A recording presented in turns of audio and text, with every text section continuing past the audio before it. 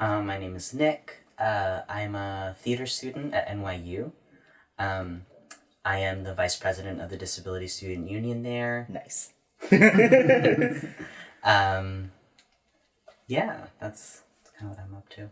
I realized or came to the idea that I was trans, I think, I don't want to say later in life because I feel like everyone's experiences are different.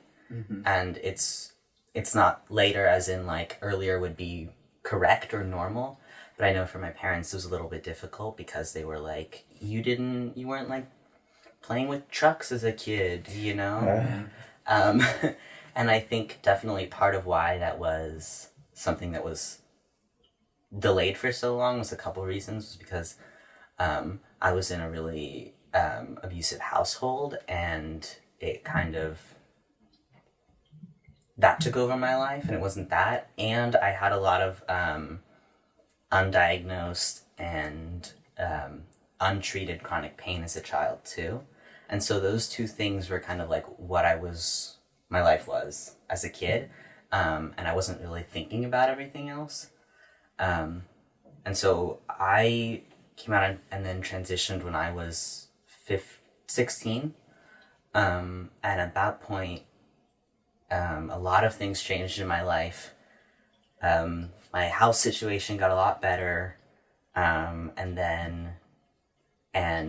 a lot of the chronic pain that I had, I was just kind of like, because for the longest time for me, my doctors told me it was growing pains. Yep. Because I'm 5'10", and I've been like 5'8" since 7th grade. So I was a tall kid, and I think definitely at a certain point it was growing pains, and then I stopped growing, and it was like, it's not growing pains anymore. Mm-hmm. But yet they were like, you're tall, so that's what it must be. And so it never really was something that I thought would ever become a larger problem or I would deal with. It was just kind of like something I managed.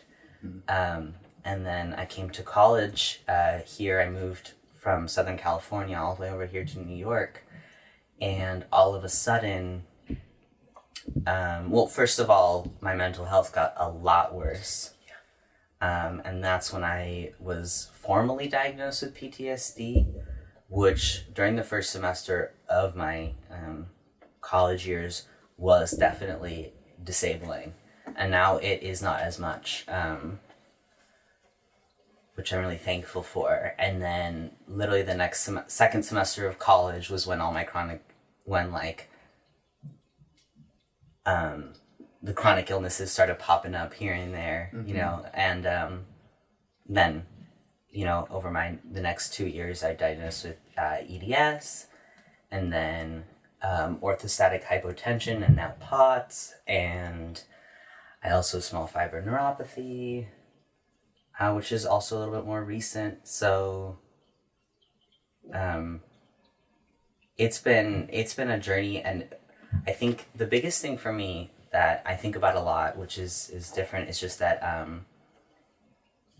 now I use mobility aids, and I use them when I'm in New York 100% of the time. So I have my forearm crutches, and I recently, as of a month or so ago, was gifted amazingly by the last president of our Disability Student Union their spare wheelchair. And it's like, for all of you who know, it's a tie light, and it's like, Oh, so damn! nice. It is like really nice. That's the good shit. Yeah, it's got Spinergy wheels, like it is, and it has like the J cushion, and it has like a hard back. It's amazing. That's Much awesome. nicer than I ever expected to get something like someone letting me borrow it for free. It was amazing. And it's really, really changed my experience with New York. But I think one thing that I realized after a while was two things was that I know for a lot of people, and I've spoken to a lot of people with chronic illnesses, you know, finding that being able to use a mobility aid, that's a really big and difficult hurdle for a lot of people. But for me, it was a little bit different because I felt as though part of me was like, I'd already gone through kind of like a very visual physical change and dealt with that before with all my peers and my family. And so using a mobility aid wasn't all that different. It's just like, all right, here we go again. Yeah, it was just like okay, another thing. Like it wasn't it part like the social stigma that you can feel was definitely not something that I felt as much because I felt like I already had experience with it. That's one thing, and then the other thing that I found, and I don't know if you've experienced this because I know you use a mobility aid, is that's what people focus on more. And I think it has, in my mind, allowed me to feel more comfortable expressing myself in different ways in terms of how I dress and what I wear. And like, for example, I'm growing my hair out and it's like here now. And like 2 years ago, I would have like never wanted to do that. But now it's like people don't see that part of me first. People often see the mobility aid first, and that's what they see, which sucks. Yeah, not being seen as a person by everyone. Yeah. But also, you know, my hair's long and like I don't care because no one notices. You know. Yeah. Yeah. So those are kind of like the two things, and they were very strange. Like I did not expect that at all. I was born in San Francisco.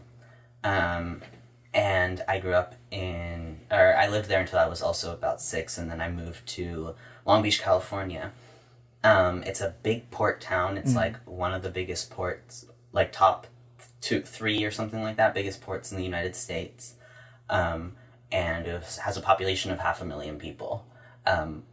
You know, my high school had about 4,000 or 5,000 people in it, and it was one of 12 high schools. Yeah. They were all the same size. Almost all of them were about that size. So it was a big, very big town. And I think that, you know, I'm extremely grateful that that's where I came out and transitioned. Also because, you know, we have a really good center there. And I was one of the first people to be a part of their like youth trans group that's still going, and I go back, and that was such a really good support for me when I needed it, and I'm like really grateful that's what I had. But on the other hand, I still definitely understand the feeling because like when I first came out, I was like, well, I think I was the first openly trans person at my high school. Or that I know of. There might have been another one, but I don't know. And then after me, there were a lot more. Yeah. Yeah, and it reached a point where, like, in senior year, like, a lot of people knew me because of that, which was very strange. But still, I definitely understood the feeling when I came out. I was like, well, now I can't wear any, like, can't wear pink, can't wear purple, can't wear floral patterns, I can't do anything like that, you know. Yeah. I have to present extremely masked as a trans man, like, that's who I am, and I think, and I definitely, like, pushed myself way in that direction. Yeah.